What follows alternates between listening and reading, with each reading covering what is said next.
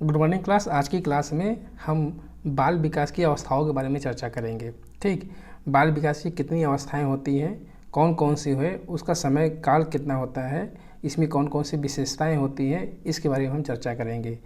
ठीक, आज स्टार्ट करते हैं बाल विकास की अवस्थाएं। बाल विकास की 3 अवस्थाएं हैं। मैंने पिछली क्लास में बता दिया था कि जो बाल विकास का है अवस्था कहाँ से,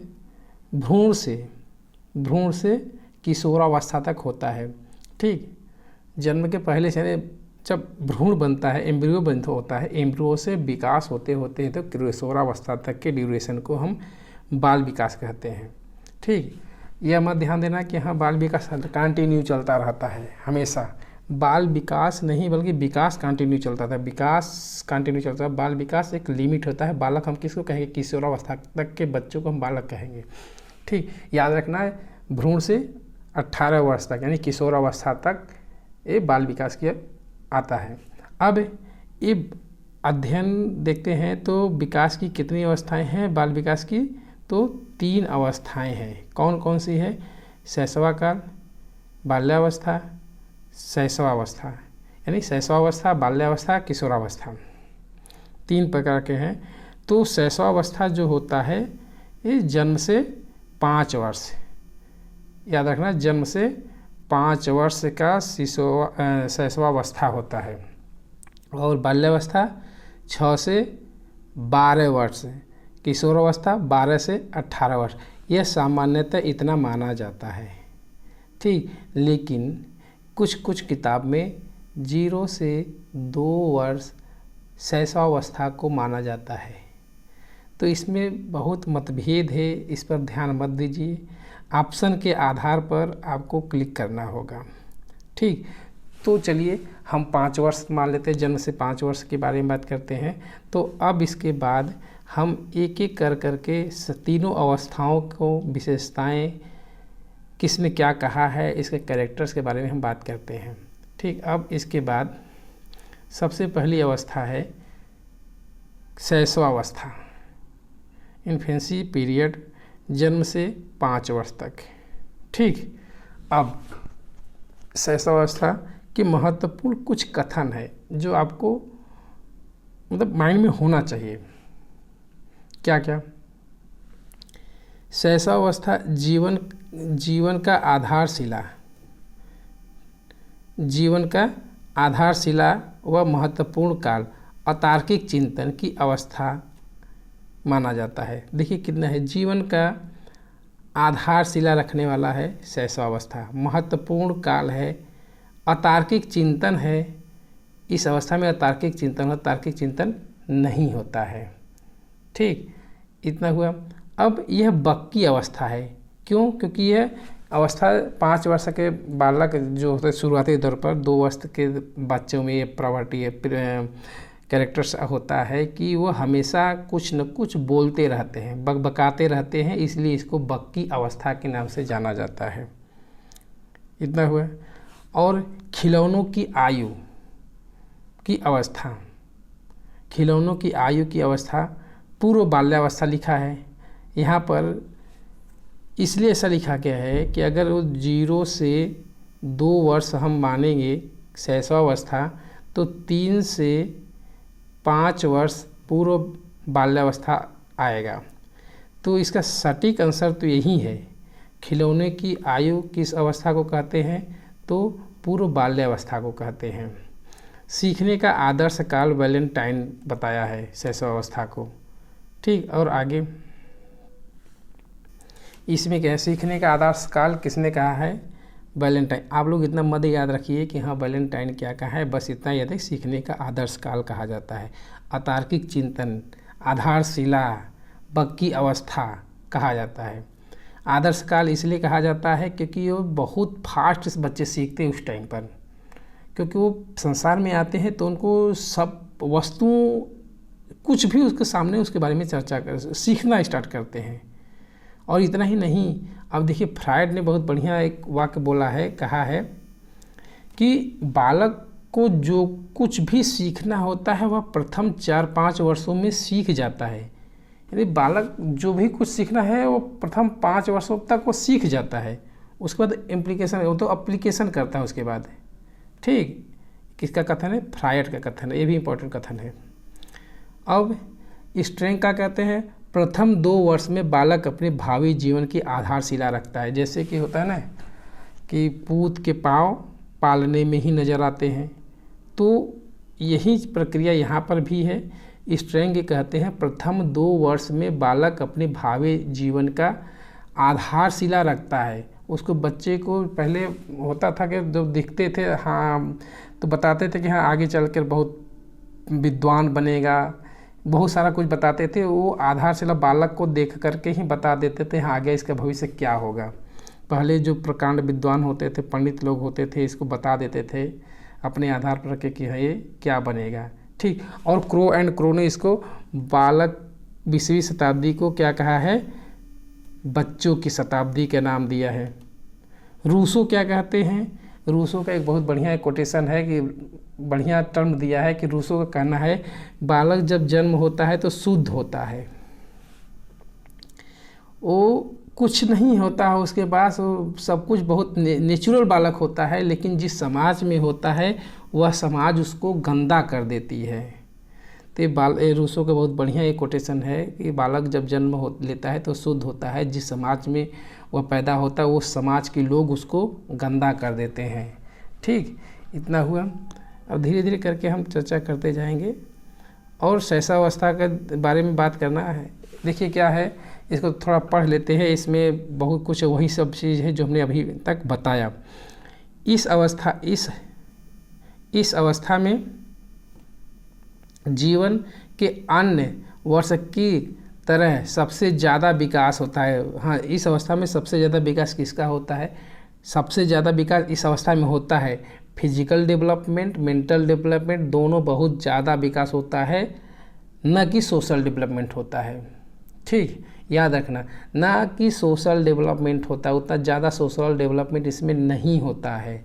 इस अवस्था के अंत तक वह दौड़ना चलना स्टार्ट कर देता है और अपनी आवश्यकताओं को व्यक्त करने योग्य हो जाता है और स्वयं खा सकता है, परिवार के सदस्यों को स्वयं पहचानने लगता है और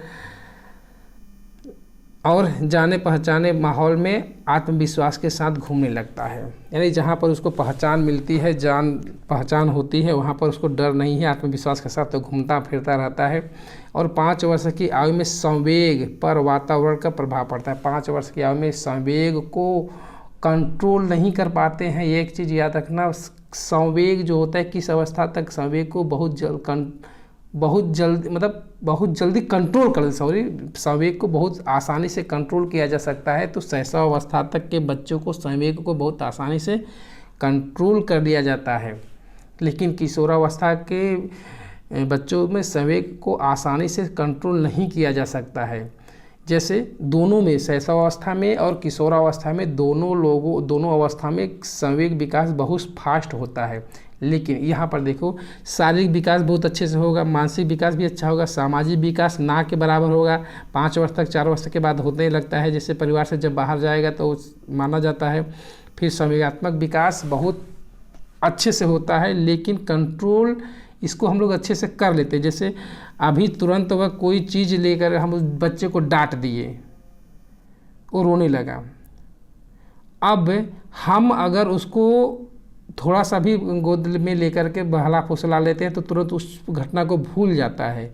और इतना ही नहीं, ये संवेग जो होता है उसी पर्सन के थ्रू उत्पन्न होता है जो उसको डांटा है, और इसको शांत भी वही करेगा जो उसको डांटा हो गया। अर्थात मैंने उसको डांटा है तो मेरे पास ही अगर आएगा तो आसानी से वह कंट्रोल हो जाता है। अन्य पर्सन के पास जाएगा तो कंट्रोल उतना अच्छे से नहीं हो पाता है। ठीक, अब आगे चलते हैं। इनकी विशेषताएं, शैशवावस्था की विशेषताएं क्या क्या है? देखिए, विशेषताएं आपको आना चाहिए। अब देखिए क्या क्या है। शारीरिक और मानसिक विकास की तीव्रता, शारीरिक और मानसिक विकास दोनों की तीव्रता बहुत अच्छी से तीव्र गति से विकास होता है। 3 वर्षों तक शारीरिक विकास, मानसिक विकास बहुत अच्छे से होता है।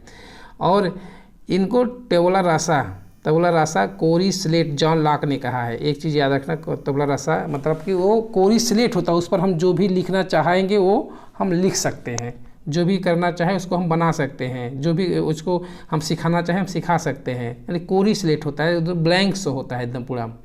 ठीक। और गुड एनफ ने क्या है, बालक का जितना भी मानसिक विकास होता है उसका आधा प्रथम 3 वर्ष में हो जाता है। वही बात सब लोग कह रहे हैं कि शैशवावस्था में ही बालक के विकास का मानसिक विकास बहुत फास्ट हो जाता है, जो भी विकास होना होता है हो जाता है। ठीक है, यहाँ पर एक चीज़ है, मानसिक विकास बहुत फास्ट हुआ और शारीरिक विकास भी बहुत फास्ट हुआ। ठीक। अब इसके बाद क्या है कि कल्पना जगत है, कल्पना जगत में निवास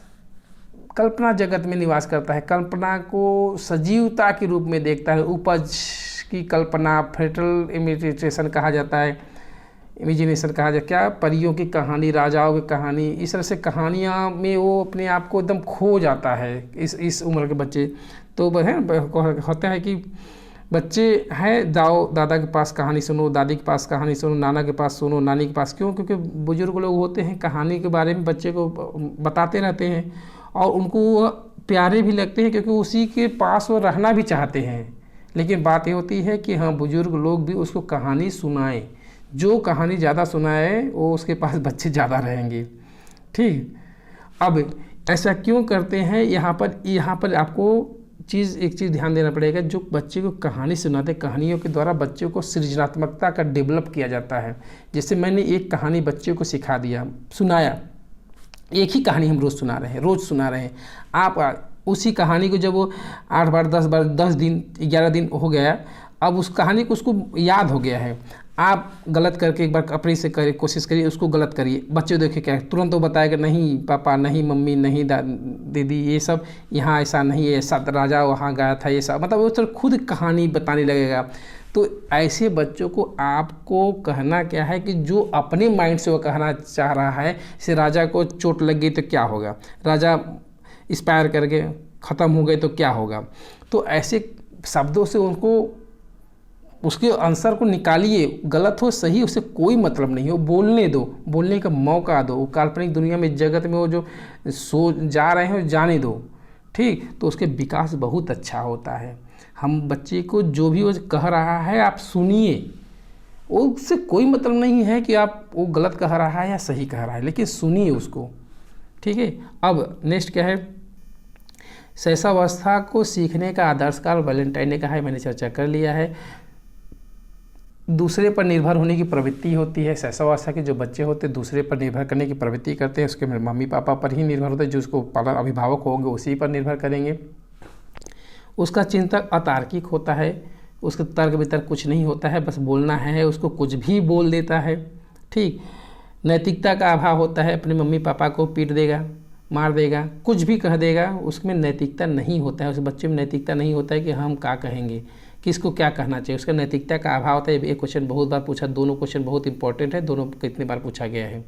ठीक। दोहराने की प्रवृत्ति होती है, कोई शब्द होता है उसको बार बार दोहराएगा, बोलेगा, 2 ही शब्द बोलेगा, लेकिन 2 शब्द का है तो उसको बोलता जाएगा। दोहराने की प्रवृत्ति होती है, अनुकरण करके सीखते रहते हैं और उसको बार बार दोहराते रहते हैं, दोहराने की प्रवृत्ति होती है। सीखने की तीव्रता बहुत तीव्रता से होती है, सीखते बहुत फास्ट है। बच्चे के सामने अगर कुछ आप गलत करेंगे तो तुरंत सीख जाएंगे, सही करेंगे तो भी तुरंत सीख जाएंगे। इसीलिए कहा जाता है कि बच्चों के सामने गलत काम मत करो, किसी को गाली मत दो, अपशब्द मत बोलो, क्योंकि वो तुरंत सीख लेंगे और सीख करके समाज में जाकर के बोल देंगे। तो वही सब कहते हैं कि यहाँ मम्मी पापा या दादा दादी इसके परिवार के ऐसे शब्द बोलते होंगे, इसलिए सब बोल रहे हैं। गाली कहाँ से सीख लिया, कहाँ से बच्चे सीख, समाज से सीख रहे हैं, वो अपने आप नहीं आ रहा है वह। हाँ, उसके अंदर कुछ रचनात्मक थिंकिंग आ रही होगी बच्चे के अंदर कि ऐसा है तो ऐसा भी हो सकता है। ठीक। अब आगे सीखने की प्रवृत्ति हो गई। अब नेक्स्ट है मूल प्रवृत्ति पर आधारित होता है। इसका जो एक चीज़ यहाँ पर बहुत ही इंपॉर्टेंट, बहुत बढ़िया क्वेश्चन है। जो शैशवावस्था का जो भी व्यवहार होता है, जो भी व्यवहार होगा तो मूल प्रवृत्ति पर आधारित होगा। मूल प्रवृत्ति पर आधारित होगा। शैशवावस्था का जो भी व्यवहार जो भी होगा मूल प्रवृत्ति पर होगा। मूल प्रवृत्ति क्या होता है? मूल प्रवृत्ति होता है कि संवेग, क्रोध, ये सब बहुत सारे हैं, 14-15 मूल प्रवृत्ति है। मैकडूगल ने 14 मूल प्रवृत्ति बताई है, अलग अलग मनोवैज्ञानिकों ने अलग अलग बताया है, लेकिन आपको याद रखना 14 मूल प्रवृत्ति मैकडूगल ने बताई, ये एग्जाम में पूछा जाता है क्योंकि यही सबसे बढ़िया से एक्सप्लेन भी किया है। चलिए, तो मूल प्रवृत्ति क्या होता है? जिससे रोएगा, क्यों रोएगा? उसको भूख लगी है, क्या चाहिए? खाना चाहिए, दूध चाहिए। तो भूख क्या है? मूल प्रवृत्ति है। हैं, एक इमोशन, मम्मी को उसको चाहिए कि हम मम्मी के पास रहे, तो मम्मी के पास आने के लिए इमोशन आएगा। एक आंतरिक होता है मूल प्रवृत्ति, उसी के आधार पर उसका सारा व्यवहार होता है। ठीक, नेक्स्ट, संवेग की अभिव्यक्ति, संवेगात्मक स्थिरता, अस्थिरता, स्वाभाविक संवेग रोक नहीं पाते हैं।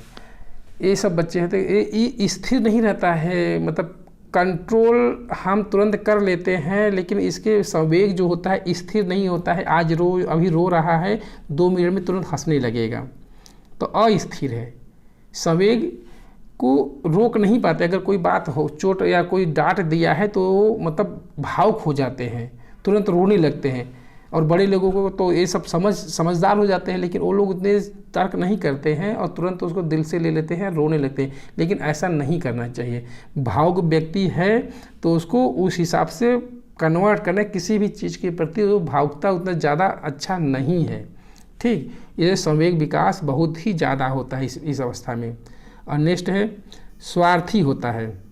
स्वार्थी का मतलब होता है, पियाजे ने बोला था कि इसे आत्म केंद्रिता, ईगोसेंट्रिक का नाम दिया है। स्वार्थी होता है, सब कुछ उसी का है। उसको आप एक टॉफ़ी दे दोगे, फिर दोबारा मांगों को नहीं देगा। इस अवस्था के बच्चे स्वार्थी है, जबकि खुद आप दिए हैं तब भी नहीं देगा। ठीक, जिज्ञासा प्रवृत्ति। जिज्ञासा मतलब होता है कि प्रश्न पूछने की इच्छा, जानने की इच्छा, क्या है जानने की इच्छा, प्रश्न पूछने की प्रवृत्ति बहुत ज़्यादा है। प्रश्नों के धार लगा देता है। जैसे खाना बनाते हैं, मम्मी दाल में नमक क्यों डालती हो? पूछ दिया। हल्दी क्यों डालते हो? मम्मी बताएंगे हाँ अच्छा लगेगा पीला होने के लिए। दाल पीला क्यों होता है? हम हल्दी डालते हैं। हल्दी क्यों डालते हो? पीला होने के लिए। ये प्रक्रिया चलता रहेगा। पापा को अच्छा लगेगा, खाना अच्छा लगेगा, खाना अच्छा बनेगा, खाना अच्छा क्यों बनेगा? इस तरीके से क्वेश्चन की एक लड़ी लगा देता है। ठीक, अनुकरण की प्रवृत्ति। अनुकरण की प्रवृत्ति मैंने बताया, अनुकरण के से ही सीखते हैं। जैसे आप करेंगे वैसे वह सीखेंगे। जो व्यवहार आप करेंगे उसके साथ या आप परिवार के साथ, तो बच्चे भी उसी तरह से व्यवहार करेंगे। और यहाँ सबसे इम्पॉर्टेंट चीज़ यहाँ पर आ रही है, एकांत में वह साथ में खेलने की प्रवृत्ति। एकांत में खेलना पसंद करते हैं। एक चीज़ याद रखना यहाँ से, अगर आपके घर में कोई बच्चा है, एकांत में खेलने की प्रवृत्ति होती है, ठीक है, अच्छा है, लेकिन उसको अगर उसी डायरेक्शन में आप नहीं ध्यान दे रहे हैं कि हाँ एकांत में ही खेलने के लिए ज़्यादा इच्छा जागृत कर रहा है, समाज में या भाइयों के साथ या बहन के साथ या घुल मिल करके नहीं खेल रहा है, तब समस्या उत्पन्न हो सकती है। ये पसंद करता है, क्यों पसंद करता है? क्योंकि उसके खिलौने और कोई ना ले। हमने मुझे बताया ना, बहुत सेल्फिश होता है, स्वार्थी होता है, आत्म केंद्रित होता है। उसकी मम्मी को कोई और भाभी ना कहे, उसकी मम्मी को कोई चाची ना कहे, या उसके खिलौने को कुछ भी ऐसा कोई उसके साथ शेयर ना करे, इसलिए वो एकांत में रहना चाहता है। लेकिन आप गार्जियन हैं तो आपको चाहिए उसको समाज में लाओ, उसको सबसे मिलवाओ। अगर ऐसा नहीं करेंगे तो हमेशा एकांत में रहते अंतर्मुखी का व्यक्ति बन जाएगा, अपनी बातें आपसे कहेगा ही नहीं। हाँ, खुल के रहने की प्रवृत्ति आएगी बाल्यावस्था में, लेकिन कब आएगी? जब गार्जियन चाहेगा तब। और खुद वो चाहते हैं कि हम अपनी बातें किसी को कहें, लेकिन सुनने वाला होना चाहिए। तो इस तरह से इस अवस्था के बच्चे में एकांत में होने की प्रवृत्ति होती है। चलो ठीक है, कोई प्रॉब्लम नहीं है, लेकिन ज़्यादा समय तक एकांत में नहीं रहना है। क्यों? क्योंकि वो उसमें सामाजिक विकास भी तो हमको करना है बच्चों का। तो एकांत में रहने की प्रवृत्ति किस अवस्था में होती है? तो शैशवावस्था में होती है। अब नेक्स्ट,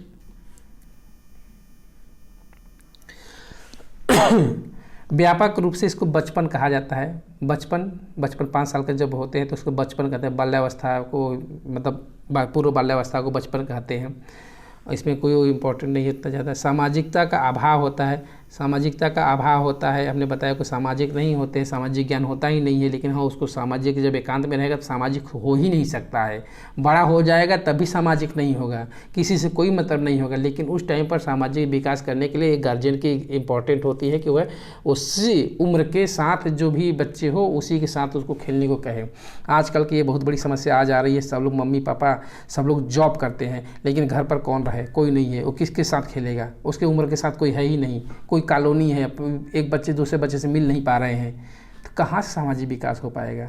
मम्मी अपने जॉब के लिए है, पापा अपने जॉब के लिए है, बच्चे घर पर हैं, बच्चे घर पर भी है तो समाज में इतना बच्चे हैं कि एक दूसरे से मिलने नहीं देते हैं, नहीं वो उसके पास मत खेलो, उसके साथ मत खेलो, तो ये सामाजिक विकास कहाँ से डेवलप हो पाएगा।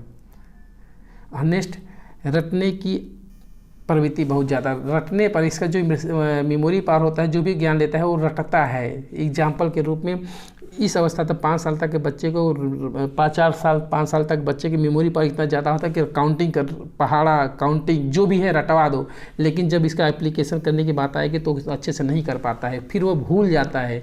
रटने की प्रवृत्ति 3 साल तक बहुत ही ज़्यादा होती है। आप उसको कुछ भी रटवा सकते हो, कुछ भी रट लेगा, लेकिन जब वो अपने से खुद हो जानेगा तो सब कुछ भूल जाता है। ये भी होता है। ठीक, शुरू में बच्चा बहुत अच्छे से पढ़ता है, उसको यहाँ तक कि हनुमान चालीसा, पहाड़ा, गिन, काउंटिंग सब याद रहता है, लेकिन जब वो खुद उसको पढ़ाई के ड्यूरेशन में स्कूल में जाने लगता है तो उसको धीरे धीरे वह ख़त्म हो जाता है। जब वो वही सीखता है जो वो खुद से सीखता है, क्योंकि वह रटा हुआ चीज़ है, वो भूल गया, वो करके सीखेगा तो उसको याद रहेगा।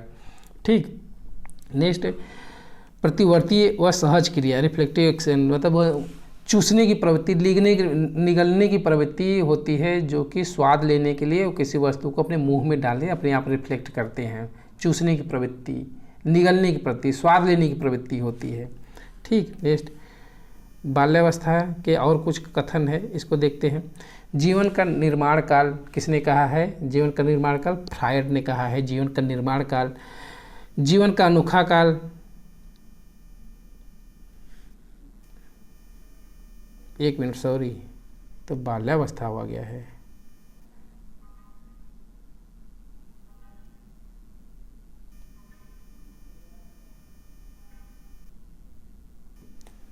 तो आशा करते हैं आपको शैशवावस्था से संबंधित जितने भी टॉपिक मैंने बताया उसको आप समझ गए होंगे, और अपने घर पर जो भी बच्चे होंगे उस पर अप्लाई भी करिए, क्योंकि आप एक शिक्षक हैं और सारे बच्चे आपके बच्चे हैं। उसको अच्छे बालक के रूप में, सृजनात्मकता के रूप में आप उसको डेवलप करने की कोशिश करिए। ठीक है, ओके।